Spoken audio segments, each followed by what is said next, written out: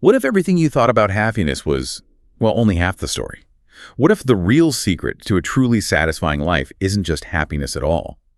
Today, we're embarking on a deep dive, looking into some really fascinating research from health, psychology, spiritual insights. Our mission, to try and uncover what genuinely makes us thrive, will be pulling out key insights from, well, everything from brain scans to daily life diaries, and revealing some truly surprising truths about meaning and joy. You might just find that understanding the profound distinction between common ideas of happiness and this deeper, more enduring experience we call joy, well, it could completely transform your perspective on living well. It really is a journey, isn't it, into the deeper currents of, let's say, human flourishing, moving beyond just those fleeting smiles we often chase. The sources we've looked at, they really challenge our conventional wisdom, guiding us towards, a richer understanding of what it means to feel truly alive. Okay, let's unpack this then. We often talk about happiness in our daily lives, right? That feeling of contentment, things going smoothly. Right. But our sources draw a really critical line between that common idea of happiness and something, well, far more profound, joy. What's the fundamental difference there? Yeah, that's the starting point, really. Happiness, as we typically define it, is often tied to the fulfillment of something we already expected or desired, like past patterns, hopes, aims. Think of it as that feeling of settling into comfort, a sense of placidity, maybe achieving a goal you set. Physiologically, it seems to be mediated by the parasympathetic nervous system. The rest and digest one. Exactly. Your body's rest and digest mode, bringing relaxation. It's often about satisfying current desires, sort of relying on your outer state, what's happening around you. Okay. So if happiness is that comfortable sigh of relief, that kind of settling in, what about joy? Does it feel completely different in the moment? It absolutely does. Joy is described as something far deeper. It's the emotion that accompanies the fulfillment of our very nature as human beings. Yeah, it's about experiencing your inherent worth and dignity, an affirmation of your being, even when challenges pop up. And here's where the physiological distinction gets really fascinating. Joy seems to be mediated by the sympathetic nervous system. Oh, the fight or flight one? That seems counterintuitive. Well, yes, it's usually associated with fight or flight, but in this context, think of it more like an explore and thrive mode. It's activation, but for engagement. So instead of making you want to, kick back and relax, joy actually energizes you. It pushes you forward. Precisely. Joy doesn't lead to rest. It stimulates exploration. While happiness often relaxing us into contentment, joy challenges us with new levels of experience. It's like an overflowing of inner energy that can lead to awe, to wonderment. It feels like a release, an opening up, what happens when you genuinely let go into something new. Right. So happiness is about contentment, maybe satisfaction, but joy. Joy is about freedom and abundance of human spirit. It points towards new possibilities, towards the future. As our sources describe it, it's like living on the razor's edge, that thrilling sense of new continents waiting to be explored. It's not just about what you have, but what you are becoming. That distinction really resonates. And this idea of energized exploration, it brings us straight to a concept that seems to beautifully capture where joy often resides: flow. Flow. We hear this term a lot, maybe thrown around casually, but what exactly is flow from the perspective of our sources? Yeah, flow is described as an optimal experience. It's that state of complete absorption in an activity. These are often things we do just for the sheer enjoyment of it. Could be play, art, creative work, sports, even certain religious practices. Okay. It's that moment when you're so immersed that nothing else seems to matter and time just, well, it disappears, doesn't it? Oh, I've definitely felt that. You're so engrossed in a hobby or a project, maybe writing or coding, and you look up and hours have just melted away. Exactly. What are the key ingredients then? What creates this flow state? Well, one of the clearest signs is the merging of action and awareness. You're intensely aware of what you're doing. Think of a tennis player totally focused on the ball, or a chess master completely lost in strategy. Right. But you're not aware of your awareness. The moment your attention splits and you start observing yourself from the outside, thinking, wow, I'm doing great, or uh-oh, am I messing up? The flow is interrupted. Like that basketball player example you mentioned. If you think about why you're hot, suddenly you're not. Precisely. You can't be self-conscious. It pulls you right out of it. That makes perfect sense. It's about being completely present, not observing yourself being present. Another crucial element is a feeling of control. While you're in flow, you feel a sense of mastery over your actions and the environment. But it's not usually an active thought like, wow, I'm totally in control here. It's more subtle. Yeah, it's more an absence of worry about lacking control. It's only when you reflect later that you realize, yeah, my skills were perfectly matched for that. Interestingly, our sources mention rock climbers often feel more in control on a dangerous rock face than they do when driving a car. Really? Why is that? Because on the rock face, the dangers, while real, are finite and perceived as manageable with their specific skills. Driving involves variables they can't fully control. So in flow, the control is about the alignment of skill and immediate challenge. That's a powerful point.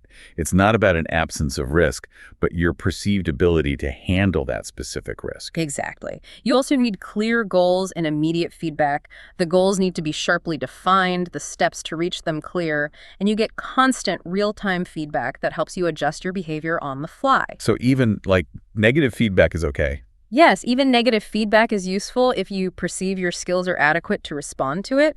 It just becomes information to adjust course.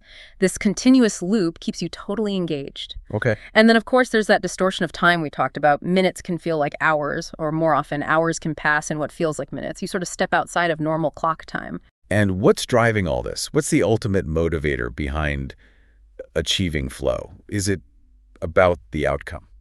No, not primarily. It's intrinsic motivation. The activity itself is the reward. There's no need for external incentives like praise or money, although those might come later. There's a great quote from a climber and poet in our sources, something like, "The mystique of rock climbing is climbing. You get to the top, glad it's over, but really wish it would go forever. Why? The justification of climbing is climbing, like the justification of poetry is writing. The purpose of the flow is to keep on flowing. Not looking for a peak or utopia, but staying in the flow. It just captures that essence of doing something purely for the love of doing it." That quote really does capture it, doesn't it? Doing it for its own sake. Yeah. So when does this ideal state of flow typically happen? What are the conditions that invite it in? Well, the key conditions are when the perceived challenges of an activity are high, and importantly, your skills are perceived as equally high. The sweet spot. Exactly. You've got to hit that sweet spot where you're perfectly matched with the task. It's engaging, but not overwhelming. Contrast this with other states, right? Like what?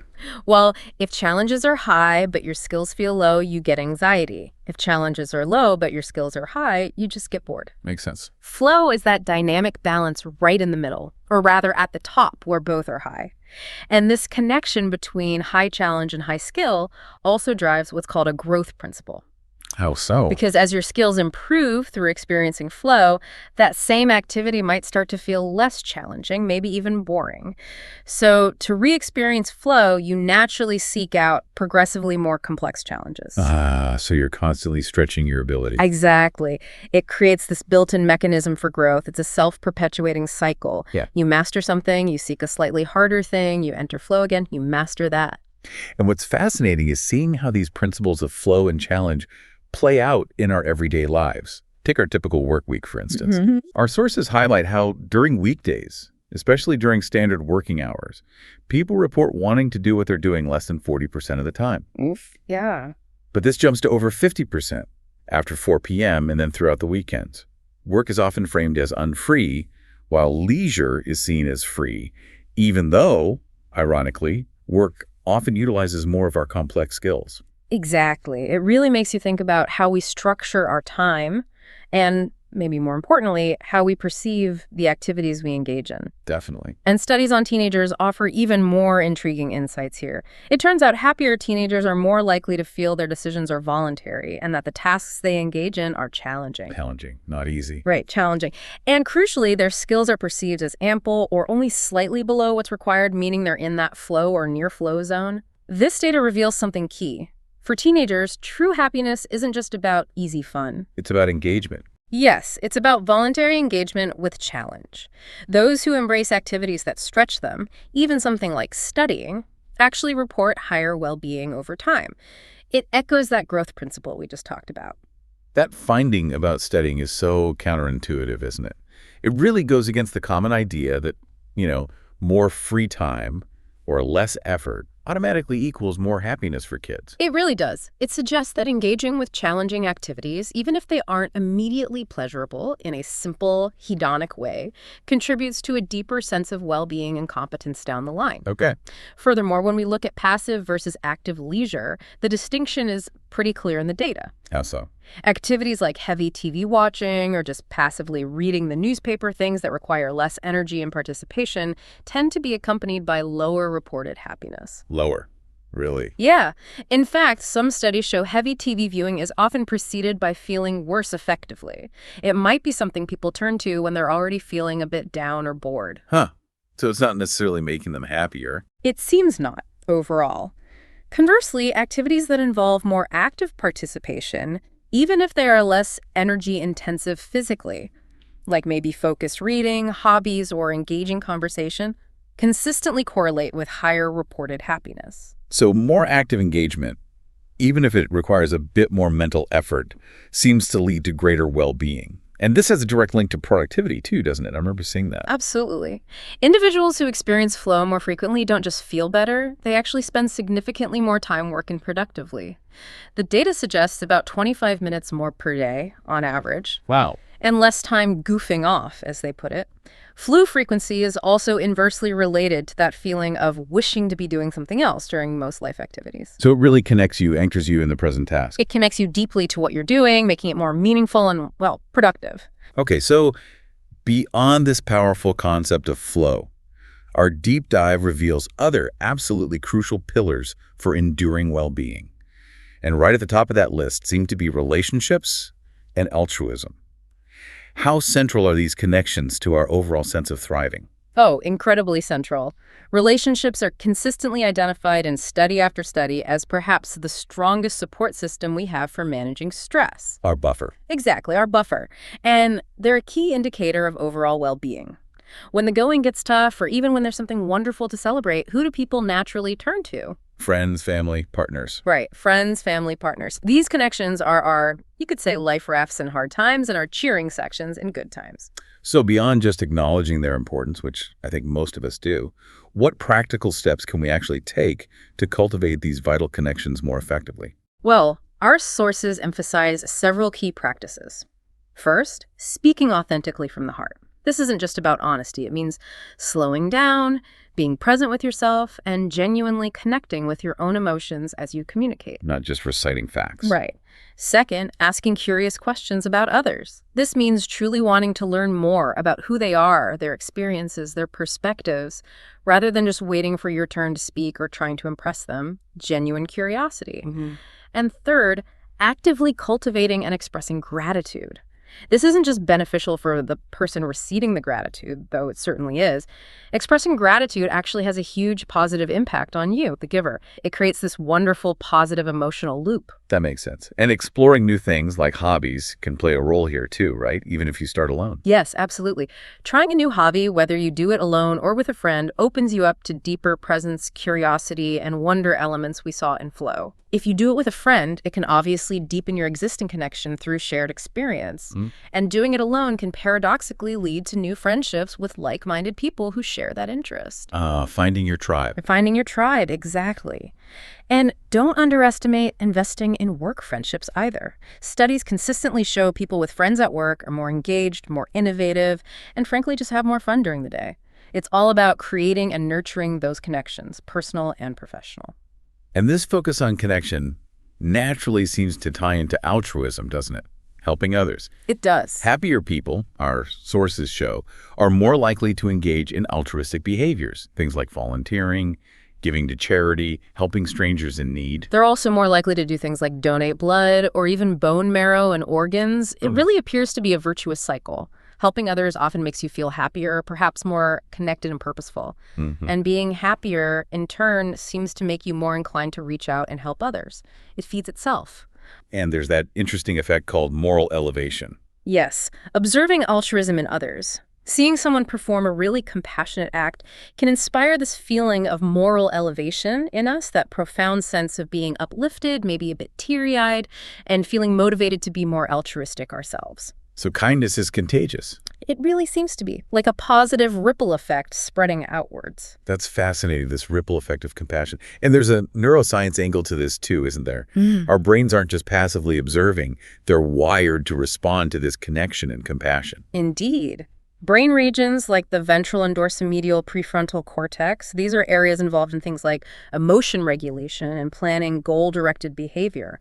They show increased activity after people undergo compassion training. And that leads to? Well, it leads to measurable improvements in recognizing emotions in others and also to more actual helping behavior in their daily lives. It changes how they interact. And another area, the anterior insula, also activates quite strongly when we witness the pain or even just the emotions of others. It seems crucial for our empathetic responses, for feeling with others. Our brains are fundamentally built for connection. So our brains are actually wired to respond positively, even structurally, to connection and compassion. Let's talk a bit more about the neuroscience of happiness itself then, and what defines that sustained well-being on a neural level. What parts of the brain light up for those quick hits of pleasure versus something more lasting? Right. So for those short-lived, immediate hits of pleasure, the kind we often conventionally think of as happiness brain regions like the nucleus accumbens definitely get involved. The reward center. Yeah, often called the brain's reward center. It's part of the ventral striatum and also the ventromedial prefrontal cortex.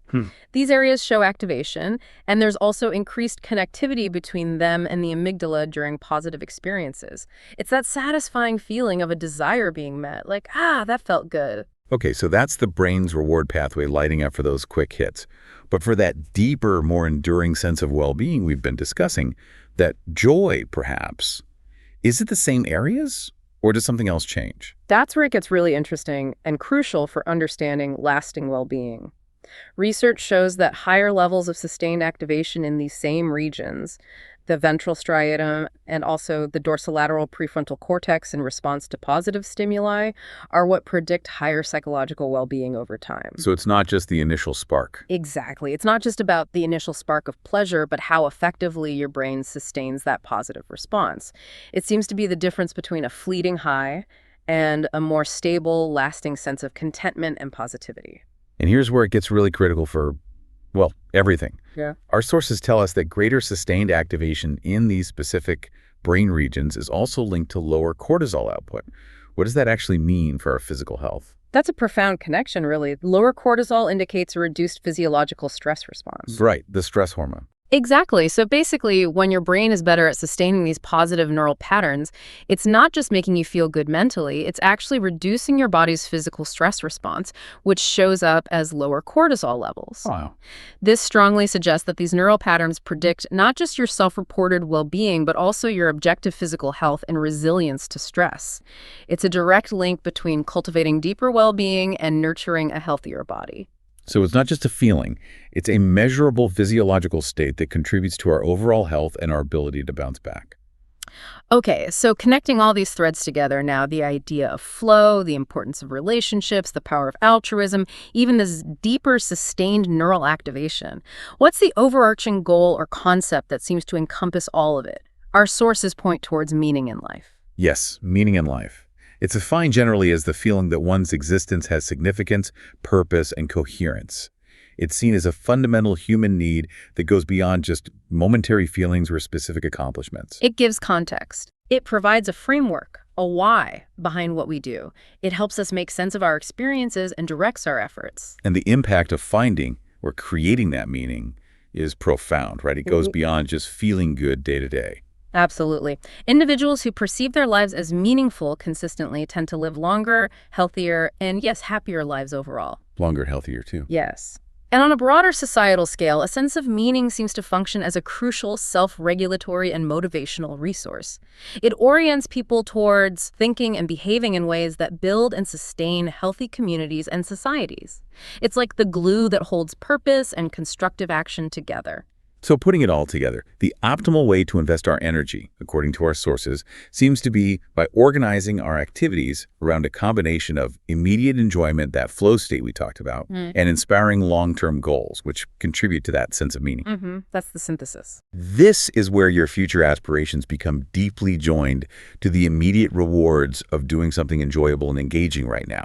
It's not about, say, suffering now for some distant future reward, but finding joy and flow in the very act of building towards that meaningful future. It's about finding that sweet spot, again, where what you do today feels both good and purposeful in the moment, and also clearly propels you towards a significant valued future. It's really a holistic approach to well-being, integrating the present and the future. So wrapping this all up, what does this mean for you, our listener? This deep dive has really shown us, I think, that true well-being goes far beyond just fleeting happiness. It delves into that deeper experience we're calling joy, which is often found not in passive comfort, but through active engagement and challenge what we've termed flow. Meaning in life provides that essential purpose and coherence, giving direction to our journey. Of course, strong relationships and acts of altruism offer absolutely vital support systems and create this powerful positive feedback loop for everyone involved. And our brains, it turns out, are essentially wired to thrive when we actively seek out and manage to sustain these kinds of experiences. The evidence really does strongly point towards a preference, at least in terms of generating and enduring well-being, for active engagement and purposeful action over just passive consumption. It certainly seems that way. Which raises a really important, maybe slightly uncomfortable paradox for us all to consider. Why do we often choose passive pleasure, like maybe hours of heavy TV viewing, which studies often associate with feeling worse effectively, or mild dysphoria? Why do we choose that over active, challenging enjoyment? Things like reading a complex book, pursuing a difficult hobby, learning a new skill, activities that can produce profound flow and demonstrably lead to deeper, more enduring well-being. It's a question really worth mulling over in your own life. It really encourages us, doesn't it, to look closely at our daily choices and how we're actually investing our precious time and psychic energy. So, as you reflect on this deep dive, maybe ask yourself, what choices will you make starting today to perhaps cultivate more flow and meaning in your own life? How might you reallocate even small amounts of your attention and energy each day, consciously moving beyond maybe just chasing fleeting happiness towards cultivating genuine, sustainable joy? We certainly hope this deep dive helps illuminate your path towards a more fulfilling and vibrant life. Until next time, keep exploring, keep questioning, and keep thriving.